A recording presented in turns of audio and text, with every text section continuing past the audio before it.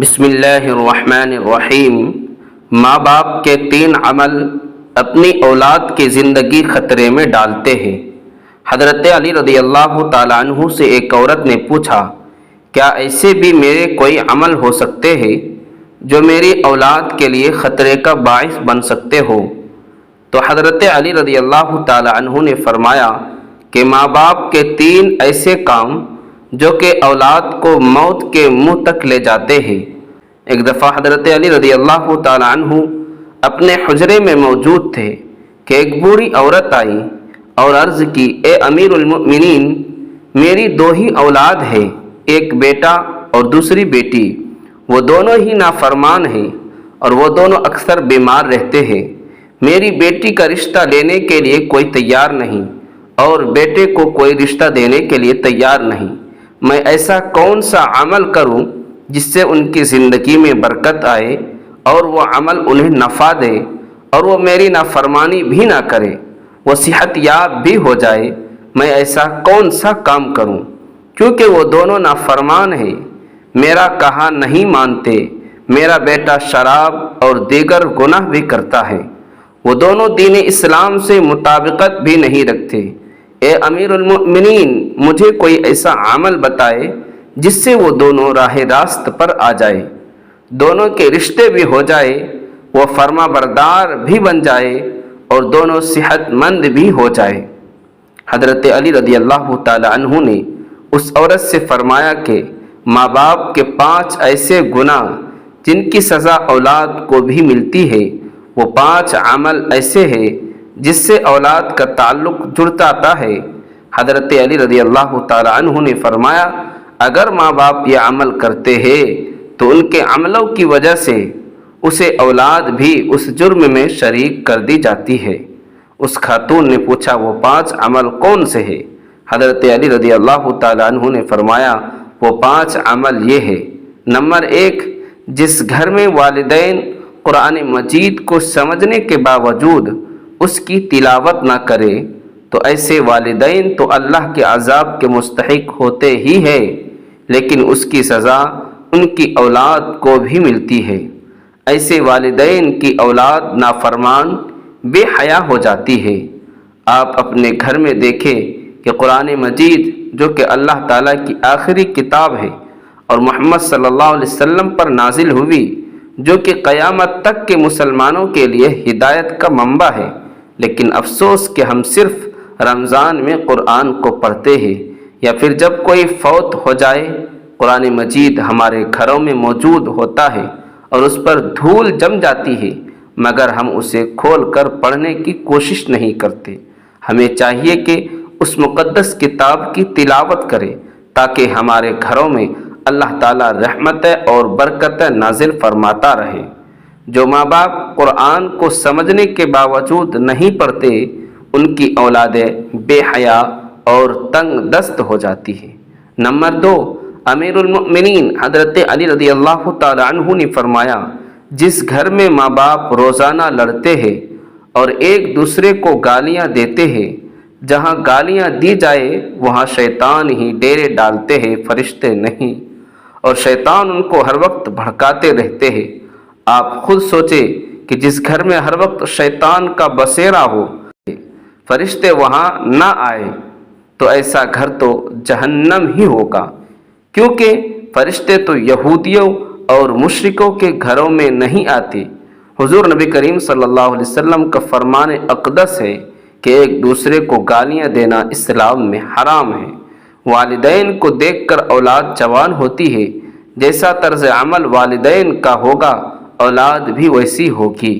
جن بچوں نے ساری عمر اپنے والدین کو لڑائی جھگڑا کرتے، گالیاں دیتے دیکھا ہو، تو ایسی اولاد سے والدین کیسے توقع رکھ سکتے ہیں کہ ان کی اولاد فرما بردار ہوگی؟ اسی لیے حضرت علی رضی اللہ تعالیٰ عنہ نے فرمایا کہ ماں باپ کو چاہیے کہ دین اسلام میں بات چیت کے جو طریقے بتائے گئے ہیں ان پر عمل کرے تاکہ ان کی اولاد کی تربیت درست طریقے سے ہو۔ اس طرح آپ کی اولاد نافرمان اور بے حیا نہیں ہوں گی۔ اپنے گھروں میں نیکی کی باتیں پھیلائے، اپنی اولاد کو نیکی کا درس دے۔ اپنی بیٹیوں کو حضرت فاطمہ الزہرا اور حضرت عائشہ صدیقہ رضی اللہ تعالی عنہا کے واقعات بتایا کرے، ان کے طرز زندگی کے متعلق بتایا کرے، تاکہ ہماری بیٹیاں باحیا اور پردہ دار ہوں۔ نمبر 3، مولا علی رضی اللہ تعالی عنہ فرماتے ہیں کہ ماں باپ کی بے پردگی کی وجہ سے ان کی اولادوں پر بیماریوں کا حملہ ہوتا ہے۔ حدیث صحیح بخاری میں حضرت ابو ہریرہ رضی اللہ تعالی عنہ سے روایت ہے کہ نبی کریم صلی اللہ علیہ وسلم نے فرمایا کہ پردہ عورت پر جنت واجب ہے، جبکہ بے پردہ عورت پر جہنم واجب ہے۔ جس گھر میں بے حیائی و بے پردگی ہوتی ہے تو اللہ کے فرشتے ایسے گھروں میں رہنے والوں کے لیے بد دعا کرتے ہیں، اور شیطان ایسے گھروں کو اپنا بسیرا بنا لیتے ہیں جہاں بے پردگی عام ہو۔ اس گھر کی اولادیں بے حیا، نافرمان اور غلط کاموں کا شکار ہو جاتی ہے۔ یہی نہیں بلکہ پریشانیاں اور مصیبتیں ایسی اولاد کا مقدر بن جاتی ہیں۔ یہ ان کے والدین کی بے پردگی کی وجہ سے ہوتی ہے۔ جس گھر میں بے حیائی ہوتی ہے وہاں اللہ کی برکتوں رحمتوں نہیں ہوتی۔ ایسے ماں باپ کی اولادیں فتنوں اور بلاؤں سے محفوظ نہیں رہ سکیں گی، کیونکہ اللہ کے فرشتے جو کہ ان فتنوں کو روکتے ہیں وہ تو اس گھر سے چلے جاتے ہیں۔ ایسی اولاد ماں باپ کی نافرمانی کرتی ہے اور ہمیشہ پریشانی میں مبتلا رہتی ہے۔ ماں باپ کو چاہیے کہ وہ پردہ کا خاص خیال رکھے تاکہ ان کی اولاد بھی ان کی پیروی کرے۔ آپ نے مشاہدہ کیا ہوگا کہ آپ کے ارد گرد جو ماں باپ پردے کا خیال نہیں رکھتے ان کی باتیں زبان زد عام ہوتی ہے۔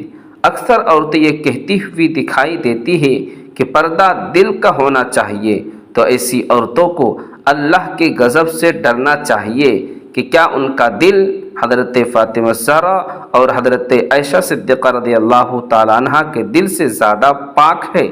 اگر ان کے لیے پردے کا حکم تھا تو آج کی خواتین اپنے آپ کو کس جگہ پر دیکھتی ہے؟ ناظرین، اپنی بیٹیوں کو حضرت فاطمہ الزہرا رضی اللہ تعالی عنہا کے واقعات بتائے اور انہیں بتائے کہ ان کی رول ماڈل کون ہونی چاہیے۔ نمبر 4، حضرت علی رضی اللہ تعالی عنہ نے فرمایا کہ والدین جو کہ کسی دوسرے کی اولاد کے بارے میں برا سوچتے ہیں انہیں دیکھنا چاہیے کہ اگر وہ دوسروں کی اولاد کے بارے میں برا سوچیں گے تو ان کی اولاد بھی اس برے عمل سے بچ نہیں پائیں گی۔